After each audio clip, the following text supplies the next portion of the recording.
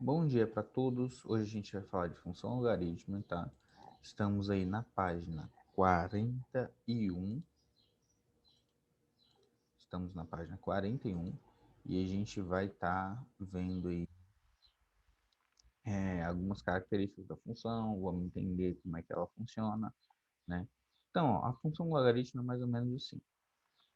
Eu sei que eu tenho o número real A, né? O número real A ele é maior que zero, diferente de 1, e esse número é o da base, né? Então, toda função logarítmica ela vai ter uma base e essa base ela vai ter que ser maior que zero e diferente de 1. Beleza. Então, ó, a função vai ser a função R, né, o domínio da minha função vai ser os meus números reais, sem o zero, números positivos, que vai resultar nos meus números reais. Então, olha só, o domínio da minha função são os números reais sem o zero positivos e o resultado disso são os números reais, tá? Ou seja, pode ser tanto negativo quanto positivo quanto zero, o valor de y, o valor de x não, só números positivos sem o zero.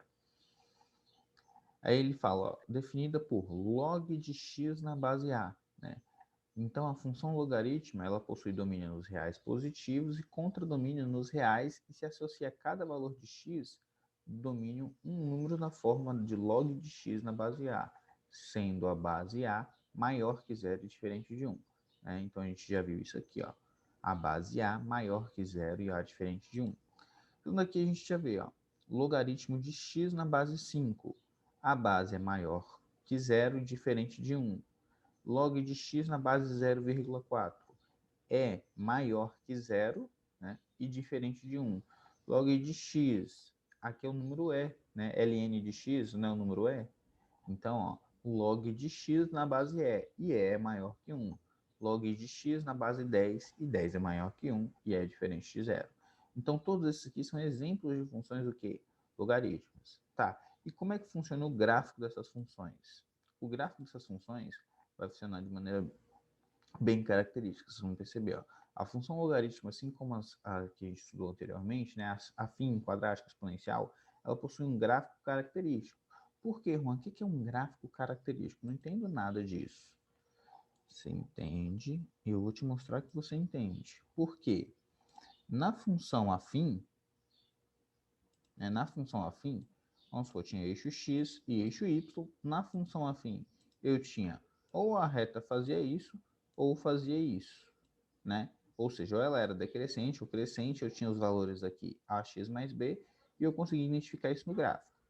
Beleza. Na função quadrática, eu sei que a minha função ela faria ou isso aqui, né? Ou isso aqui. Depende do valor de A, do meu delta, do meu B, né? Vai depender de algumas variáveis. Né? A gente vai retornar isso aí, se der tempo, nas próximas semanas. Na função exponencial, né, eu lembro que minha função ela tinha qual característica? Ela fazia isso aqui, ela vinha aqui beirando zero e aumentava de valor. Ou ela vinha aqui já de um valor mais alto e diminuía o valor, aqui até chegar bem próximo do zero. E aqui eu tinha a função crescente, quando o meu A era maior que zero, e aqui a função decrescente, quando o meu A é menor que zero. Né? Aqui, essa de cima, quando o meu A é maior que zero, e aqui, quando o meu A é menor que zero. Mesma coisa aqui, essa aqui é quando o meu A é maior que zero, e aqui é quando o meu A é menor que zero. Então, vocês já percebem que ela sempre tem uma diferença, quando o A é maior que zero e quando o A é menor que zero. No caso da função logarítmica, não A é maior que zero, nesse caso aqui é diferente, tá? Aqui a gente tem o A é maior que zero, e aqui na exponencial é quando o A está entre 0 e 1, tá? Desculpa, entre 0 e 1. Beleza. Então, aqui é quando o A está entre 0 e 1, então todos esses casos aqui a gente tem na função de que o A é maior que 1, tá? Coloquei errado aqui. Então, a gente tem características aí importantes na nossa função. Né? E aí a gente vai para a função logarítmica. Por quê? Se eu te representar esse gráfico aqui, ó, da função log de x na base meio, Então, eu já vejo que a minha função, ou a base da minha função é meio. Então, alguns produtos que eu vou achar, alguns pontos no gráfico que eu vou achar, vai ser escolhido de x a partir da potência de 2. Né? Por exemplo, aqui são os valores do meu x. Posso jogar x aqui 1/4. Se eu jogar o valor de x 1/4, 1 meio elevado a quanto que vai dar 1/4? Vai ser 2, né? Se eu jogar aqui meio, então, ó, vou achando meus valores, tá vendo? Então, achei aqui, para quando o meu x é 1/4, o meu y vale 2. Quando o meu x é meio, olha só, log de meio na base meio, meu y vale 1. Quando o meu x é 1, log de 1 na base meio, meu x é 0. E quando o meu x vale 2, log de 2 na base meio, meu y é menos 1. Então, olha só o que acontece com minha função. Tá vendo que ela se comporta de maneira decrescente? Por que ela se comporta de maneira decrescente? Porque o meu A, ele é menor que 1 e maior que 0. Tá? Então, o meu A é menor que 1 e maior que 0, então minha função vai se comportar desse jeito. O que eu tenho nessa função? Olha só, ela corta o eixo y, ela corta o eixo x e não corta o eixo y. Por quê? O eixo y aqui é uma assíntota vertical, porque ela não tem função do 0 para cá, certo? Ela não tem domínio do 0 para cá. Então, por isso que aqui é uma assíntota. Assíntota, gente, é aquele valor que não vai encostar, tá? Outra coisa importante, olha só esse valor característico aqui, ó. Esse aqui. Porque quando o meu y for 1, o valor aqui, ó, quando o meu x for 1, quer dizer, quando o meu x for 1, o meu y é 0. E outro valor importante é esse aqui, ó. Porque quando o meu x for igual à base, o meu y é 1. Olha só, quando o meu x for igual à base, o y é 1. Vamos ver outros exemplos para vocês perceberem isso, tá? Ó, a gente já viu que é uma função decrescente, né? O contradomínio da função e a imagem são iguais, né? Na função, eu tenho cada elemento aqui do domínio possui um único valor de y, né? Então, eu tenho aí, e isso acontece também da forma inversa, vocês vão perceber que a inversa da função logaritmo é a função exponencial, vou colocar isso no gráfico para vocês depois. A curva está toda à direita, ou seja, no y ali, né, eu tenho a assíntota, né, que fala que o domínio são os reais positivos sem o 0. O ponto, né, da raiz ali, a curva intercepta o eixo das abscissas, ou seja, a raiz da função, é no 1 e no 0. E ele pede para ele represente o gráfico da função logarítmica positivo dado por log de x na base 2. Agora, ó, antes era meio, agora é na base 2.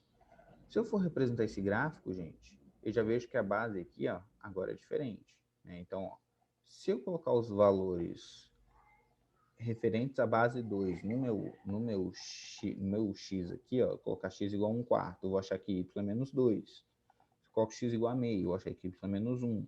Se eu achar colocar igual a 1, vou achar 0. Se eu colocar x igual a 2, vou achar 1. Certo? Olha o que aconteceu com a minha função. Ela ficou o quê? Crescente. Né? Olha o comportamento dela. E aqui no eixo y é a minha assíntota vertical. Significa que não vai encostar aqui no eixo y. Por quê? Porque o domínio da função são os reais positivos sem o 0. Olha só o ponto importante aqui. Ela corta aqui também, ó. X igual a 1 e y 0. Tá vendo? Por quê? Porque toda a função logarítmica vai cortar aí. Né? Se não estiver somando nada, ela vai cortar aí. Então, e outra coisa, quando o meu y é 1, ó, o meu x é igual à minha base. Tá vendo? Então, esses são os pontos característicos do nosso gráfico. Eu tenho uma assíntota aqui, ou seja, que é o valor que nunca vai encostar. Eu tenho o valor da raiz, né? E tenho o valor aqui característico da minha função para eu descobrir aí num gráfico a minha base. né? A função é crescente aqui, porque a base é maior que 1, e aqui é decrescente porque está entre 0 e 1. Vamos continuar. Então, ó, aí ele está explicando o que a gente já viu. Se o A, né, se o A for entre 0 e 1,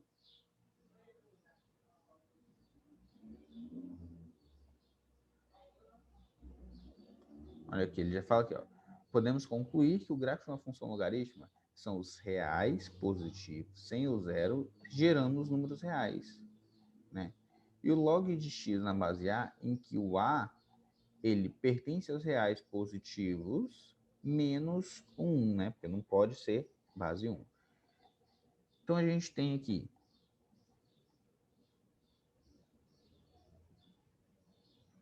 está errado esses nomes, tá, gente? Se o A for entre 0 e 1, então a função ela é decrescente, tá? A função ela é decrescente, esse nome aqui está errado. Ou seja, ela vai diminuindo seu valor. Se a função, se o A for maior que 1, a função ela é crescente, está trocado aqui no livro de vocês, ela é crescente, ela aumenta seu valor, beleza? E aí a gente vai ver alguns casos característicos da função. Por exemplo, né, a gente já viu a função logarítmica base, mas se eu multiplicar essa função por 3, o que acontece? Se eu multiplicar a função por 3, ela vai esticar seu valor, certo? Ou seja, antes ela ia passar aqui no 2 e 1, né? Ela ia passar aqui ó, no 2 e no 1. Só que se você multiplicou por 3, significa que ela vai passar no 2 e no 3. Agora, todos os valores ela vai ficar multiplicado por 3 aqui. Ó. Por quê? Se eu jogar aqui 4, né? 4 aqui vai dar 2, né? 2 vezes 3, 6. Se jogar 2, logo de 2 no base 2 dá 1. 1 vezes 3 dá 3. Jogar aqui logo de 1 vai dar 0, então continua 0. Jogar meio vai dar menos 3, jogar 1/4 aqui vai dar menos 2, que dá vezes 3 dá menos 6. Então, ó, o que, que acontece com essa função? Ela fica esticada, tá vendo? Ela aumenta ainda mais seu valor. O que, que acontece, então, se em vez de multiplicar alguma coisa, eu somar alguma coisa à minha função? Tá vendo? Ó, tem um log de x na base 2 mais 1. Quando eu faço esse mais 1, deixa eu abrir um programa aqui já.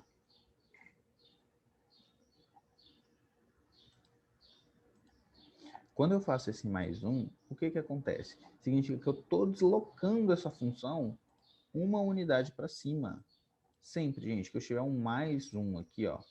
Se eu tiver mais 1 fora do log, eu desloco para cima. Se eu tiver menos 1, eu vou deslocar para baixo. É um deslocamento vertical, tá?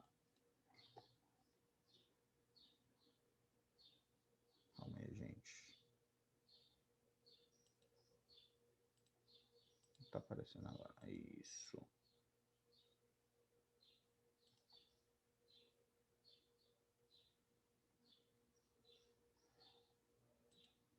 Perguntaram aqui para mim. Juan, nesse segundo caso ela é crescente? Sim, segundo caso aqui é crescente, nesse primeiro é decrescente.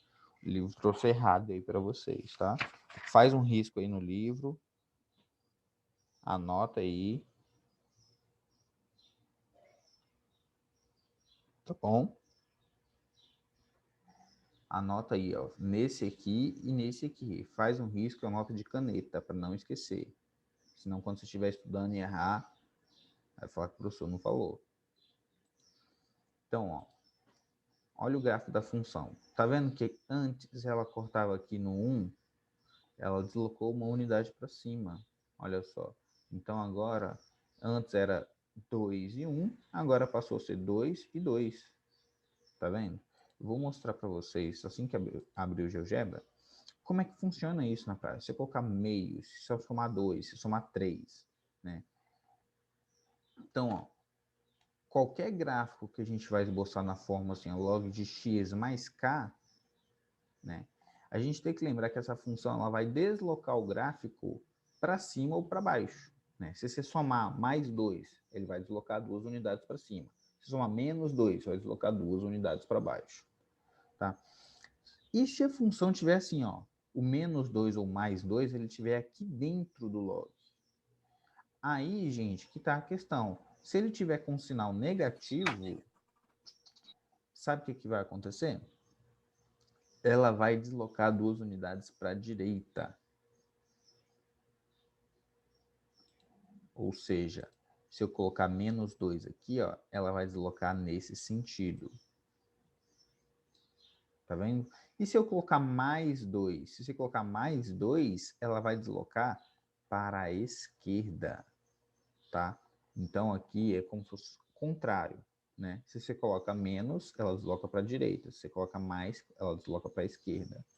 Então, faço a conta. Veja aqui, ó, se eu jogar aqui 11, né? Eu vai ter aqui no valor de x, então vai ficar 11 menos 2, 9, né?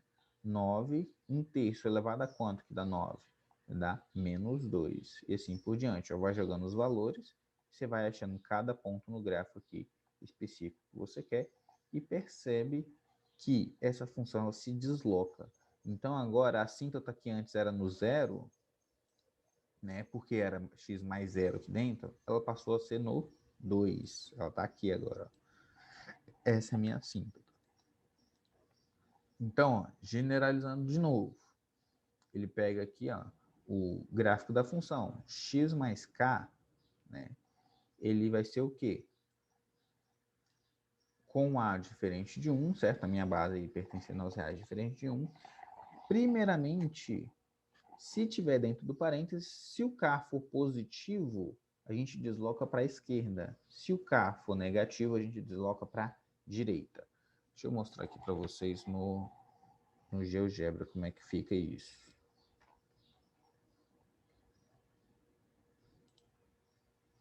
Então, vamos lá. Minha função vai ser o log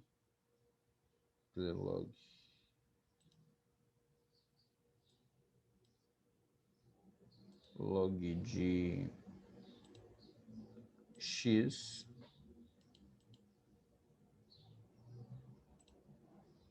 colocar log de x. Essa é a minha função base. Tá, vou fazer a outra função agora. Colocar log de x mais 1. X mais 1. Beleza. Olha só a função verde, o que aconteceu com ela. Ela deslocou para a esquerda, né? Vamos colocar aqui log, então, de x menos 1. Olha só o que aconteceu com a minha função. Ela se deslocou para a direita. Então, olha, essa é a minha função original. Essa é a minha função que eu desloquei, que está mais 1, desloquei ela para a esquerda. E essa eu desloquei ela para a direita. Ah, Juan, então o que acontece então se eu somar mais 1 aqui fora? Se somar mais 1 aqui fora, ela sobe uma unidade. Olha só. Ah, então e se somar mais 1 aqui também? Sim, ela também vai subir uma unidade, assim como a outra. Olha só, mais 1. Tá vendo? Então, cada transformação eu consigo aplicar ela individualmente, consigo aplicar ela separadamente. Mais 1. Olha só, ela também subiu. E se eu multiplicar essa equação aqui por 3, então 3 vezes o log, né? Olha só o que vai ficar. Ela se estica, tá vendo? Ela aumenta seu valor mais rápido. Então, a mesma coisa aconteceria com as outras, se eu multiplicasse por 3, olha. Olha só. Tá vendo que elas são exatamente iguais, só estão deslocadas no gráfico de maneira diferente? O que eu recomendo? Eu recomendo vocês treinarem, pegar o GeoGebra aí e treinarem aí no computador de vocês, tá? Acho muito importante essa parte aí, para vocês conseguirem fixar o conteúdo.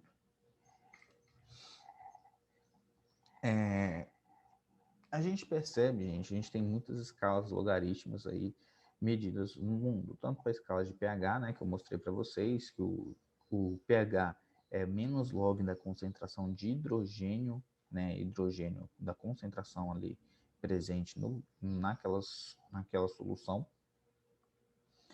E a gente tem a maioria dos terremotos, né, eles são medidos aí em escala Richter, né, que é a escala internacional para medição de terremotos. Então, ó, alguns terremotos mais intensos são o do Chile em 1960 com 9,5 graus na escala Richter, o mais intenso já registrado. O da Indonésia em 2004 foi 9,1 graus de magnitude e o do Japão em 2011 com 9 graus. Alguns terremotos podem ser seguidos de tsunamis, né? Os quais ainda podem atingir outros países. Após haver o terremoto no Chile em 1960, um tsunami atingiu o Havaí, né? O Japão e as Filipinas, por outro lado, os terremotos mais brandos e mais frequentes não passam de 4 graus de magnitude.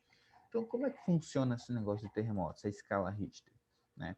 Então, ó, a escala Richter ela é desenvolvida por Charles F. Richter e em 1935 é a escala mais conhecida para determinar a intensidade de um terremoto, né? E ela é dada por essa função logarítmica aqui, o log de A na base 10 mais 3 vezes o log de 8 dividido pelo intervalo de tempo aqui, na base 10 menos 2,92, onde M é a magnitude do terremoto, A é a amplitude em milímetros do terremoto, né, medida com sismógrafo, né, que eles percebem lá, e vocês vão perceber como isso é medido aqui, e ΔT é o intervalo de tempo em segundos entre a onda superficial S e a onda de pressão máxima P, né?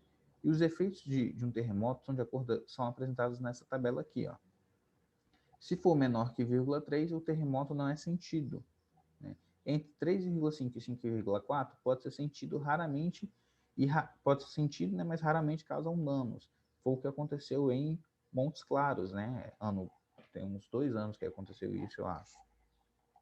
Entre 5,5 e 6 pode causar danos sérios à construção mal feita, né?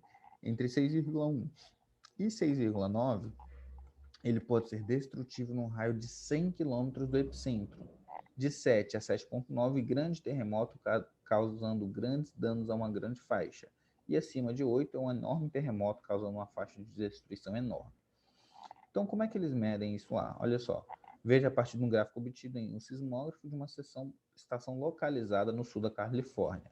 Então, esse é o sismógrafo, né? Ele fica lá assim, ó, detectando as leves variações que existem no solo, né? Quando acontece alguma coisa, o sismógrafo ele registra, ele faz esse caso, balança. Então é isso aí que acontece, ó. Ele fala, elabore no espaço a seguir uma questão com resolução usando as informações vistas anteriormente. Você pode abordar, por exemplo, a magnitude do terremoto ou os efeitos dele. Tá vendo que ele te dá amplitude aqui? Te dá amplitude de 23 milímetros. E ele falou que esse aqui, ó, é o intervalo de tempo P até o S, que é do início da onda de pressão até o início da onda de, cadê? Ele fala da onda superficial. Então, a pressão máxima P e a onda superficial. Esse aqui é o intervalo de tempo que aconteceu e essa é a amplitude. Então, você consegue elaborar isso aqui. Vou deixar isso aqui como tarefa para vocês, tá? Vocês resolverem aí, para vocês entenderem melhor como é que funciona aí esse terremoto na escala Richter. Pode usar a calculadora para resolver sem problema nenhum. Vamos lá relacionar as funções logarítmicas e função exponencial. Né? Eu falei com vocês que a função logarítmica é inversa da função exponencial. E se é inversa, gente, eu tenho aqui um gráfico bem semelhante a esse. Por quê? Aqui eu tenho meu eixo de simetria, né? Esse eixo aqui, ó, é meu eixo de simetria. Se esse eixo é meu eixo de simetria, se eu tiver para o caso aqui em que meu A é maior que 1, a minha função exponencial é crescente, tá vendo aqui que ela é crescente? E a função logarítmica ela se comporta do mesmo jeito, ela é crescente também. Só que cada uma na sua característica. A função exponencial ela vai cortar aqui, a função logarítmica ela corta aqui, né? Lembrando que é só espelhar, gente. Tá vendo que ela só se espelha entre esse eixo aqui? Então, é o espelhamento da função exponencial. Segundo caso, onde eu tenho aqui a função exponencial decrescente e a função logarítmica decrescente. Elas vão se espelhar também, tá? Em relação a esse eixo aqui, entre esse eixo. Mas o que acontece no caso em que elas são ambas decrescentes? Elas se interceptam nesse ponto aqui. E esse ponto aqui, gente, é um ponto importante onde eu conseguiria igualar. a minha função exponencial com a minha função logarítmica, tá?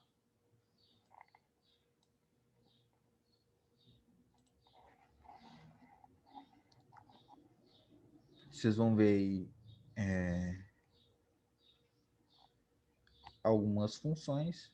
Então, ó, o que eu quero que vocês... Se vocês calcularem a inversa do logaritmo, vocês vão achar exponencial. Se vocês calcularem a inversa do exponencial, vocês vão achar logaritmo, tá?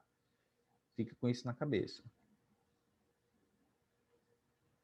Tem mais outro aqui, está no mundo. Vou deixar para que vocês leiam e entendam isso aqui.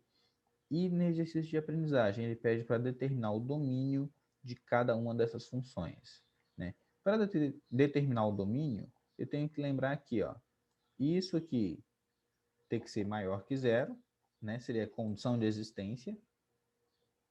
E isso aqui tem que ser maior que zero e diferente de 1, né? Então, poderia fazer para esse primeiro exemplo aqui, para 23. Vamos fazer ela aqui. Vou fazer até com vocês. Ó, se nessa primeira função eu tenho que o log de 4 menos x na base 3 e eu tenho que meu 4 menos x tem que ser maior que zero, certo? 4 menos x tem que ser maior que zero. Então, o domínio dessa minha função vai ser que x tem que ser menor que 4. Né? X tem que ser menor que 4 para ter domínio aqui. Beleza? Na letra B. Na letra B, eu vejo que eu tenho aqui x mais 1 tem que ser maior que zero. Né? Então, x mais 1 tem que ser maior que zero. Então, daqui eu já tiro que meu x tem que ser maior que menos 1.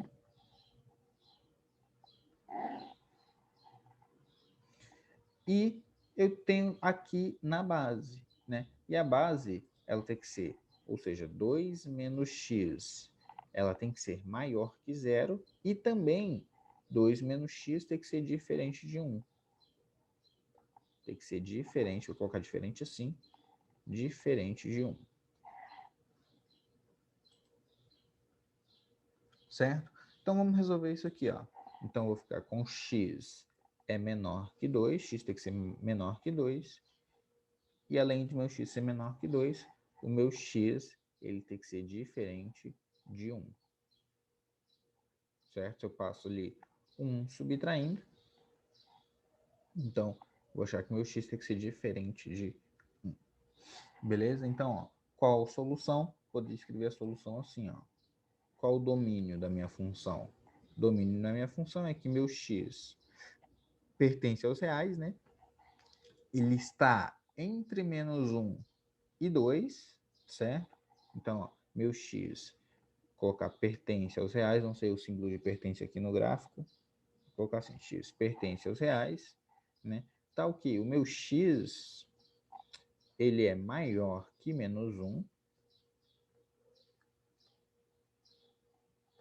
e menor que 2, né? Desde que o x seja diferente de 1, né? Então, x diferente de 1. Aí eu escrevi minha solução. Qual outro método que eu posso fazer aqui, ó? É essa letra C. Eu vejo que na C eu tenho que x ao quadrado mais x menos 12 tem que ser maior que zero. Vocês se lembram como é que a gente faz essa função? Né? Vou ter que fazer o que aqui?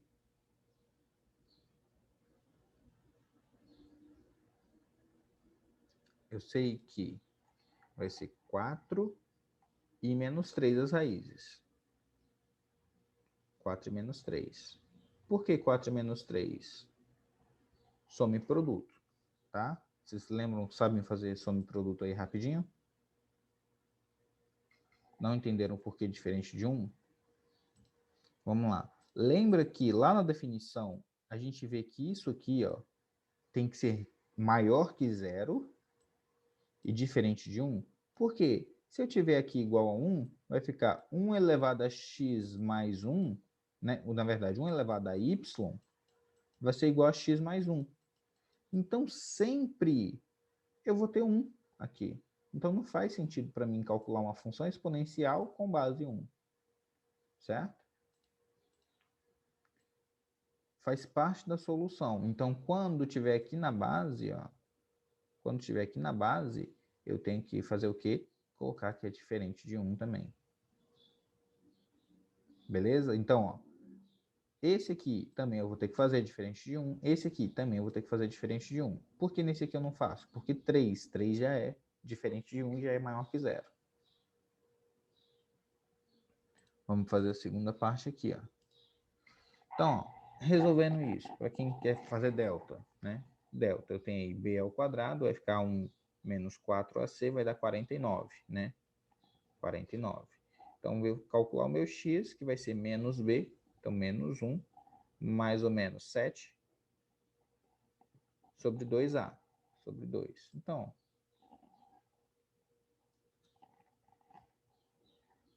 fica menos 4 e 3, né? Menos 4 e 3, ó. Menos 4 e 3 positivo. Tá? Aqui, ó, vai ficar menos 8 dividido por 2 dá menos 4 e menos, vai ficar 6 dividido por 2 dá 3. Então, temos aí menos 4 e 3 são as raízes dessa equação. Beleza, como é que eu faço agora? Faço o estudo sinal. Por quê? Porque eu quero isso maior que zero. Meu A é positivo, portanto, a parábola é para cima. Né? Parábola para cima, eu tenho aqui positivo e aqui positivo.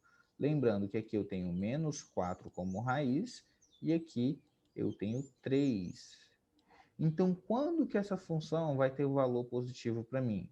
Né? Então, o domínio dessa função vai ser quando o meu x ele for menor que menos 4 ou o meu x for maior que 3. Certo, gente? Conseguiram entender aqui o porquê de menor que menos 4 ou maior que 3? Porque aqui a minha função vai estar positiva, resgatando os conceitos lá de trás de função quadrática. Nessa questão aqui, na D, o que a gente faz? Deixa eu colocar até aqui no zoom aqui no celular. Na D, a gente vai fazer o seguinte. Eu só tenho aqui 5x menos 4, né? 5x menos 4 vai ter que ser o quê? Maior que zero. Beleza, então meu 5x vai ter que ser maior que 4. Então meu x tem que ser maior que 4 quintos. Tranquilo aqui? Na letra E, ó, na letra E eu tenho de novo ali no denominador. Eu vejo que o meu x tem que ser maior que zero, pelo denominador, né? X tem que ser maior que zero. E meu x tem que ser diferente de 1, né? X diferente de 1, vou ficar diferente assim, diferente de 1. E eu tenho aqui que menos 2x mais 5 tem que ser maior que zero. Menos 2x mais 5 tem que ser maior que zero. Portanto, eu vejo que 2x vai ter que ser menor que 5, né? E x vai ter que ser menor que 5 dividido por 2. Tá. X tem que ser maior que zero e x tem que ser menor que 5 dividido por 2. Então, significa que o meu domínio de x é que meu x, né, ele está entre esses valores aí. Né? Ou seja, 0 é menor que meu x e meu x é menor que 5 sobre 2, tal que meu x seja diferente de 1. Tal que meu x seja diferente de 1. Certo, gente? Estão acompanhando? Esse x aqui pertence aos reais, tá? Estão acompanhando, gente? Olha só. Então, toda vez que eu tiver aqui na base, eu tenho que fazer essa outra condição de existência, em que meu x é maior que zero e que meu x é diferente de 1. Vamos ver para essa letra F aqui. como é que eu faço essa letra F? Deixa eu apagar só até aqui. Então, na letra F eu tenho menos x quadrado, menos x quadrado. Deixa eu fazer aqui no celular, deixa eu só fazer login, que vai ficar melhor para escrever.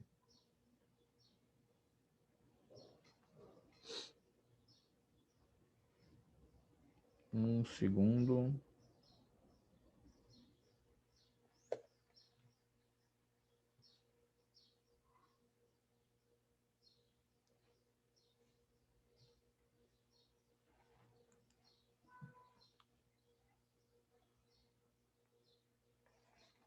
Vamos lá.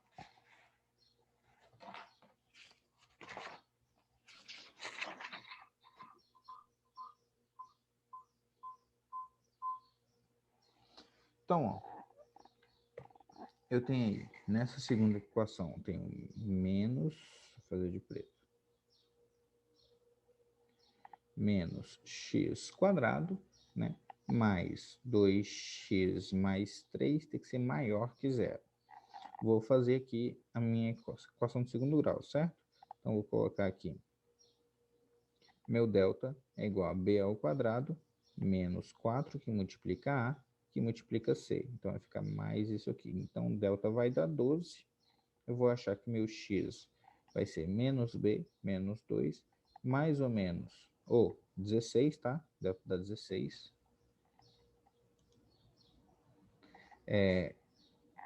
Mais ou menos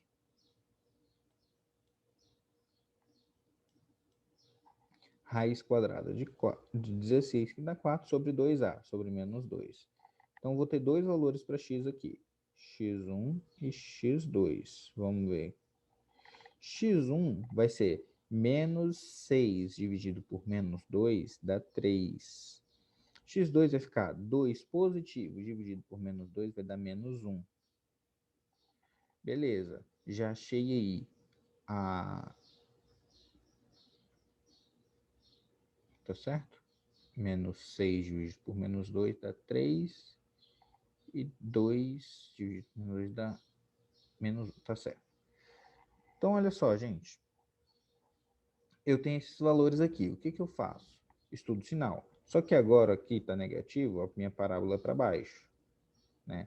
Então, eu tenho aqui que ela vai ser positivo nesse intervalo. Então, de menos 1 até 3, a minha função vai ser maior que zero. Só que eu tenho a condição de existência ali, né? De que o meu 2x menos 3, ele tem que ser maior que zero, né? Minha base tem que ser maior que zero, e tem que ser diferente de 1.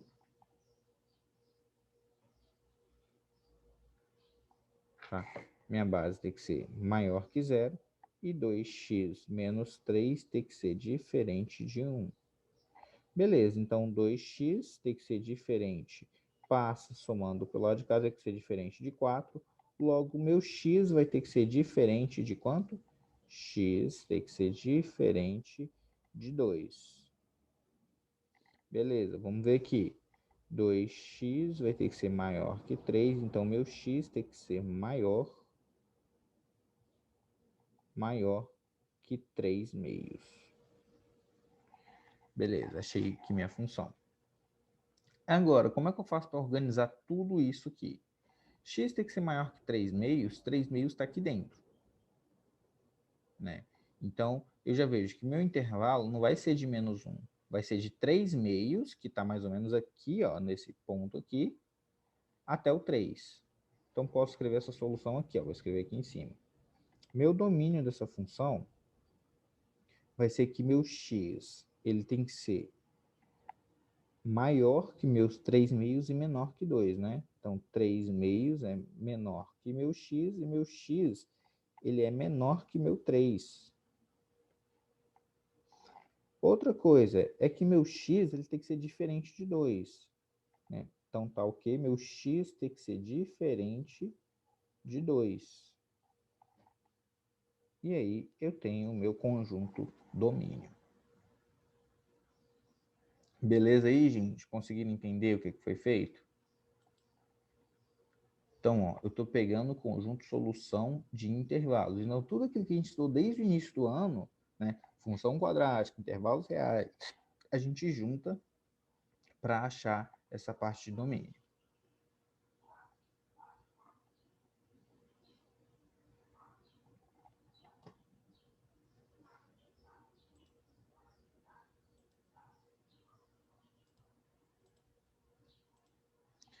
Questão 24. Deixa eu ver quantas horas são.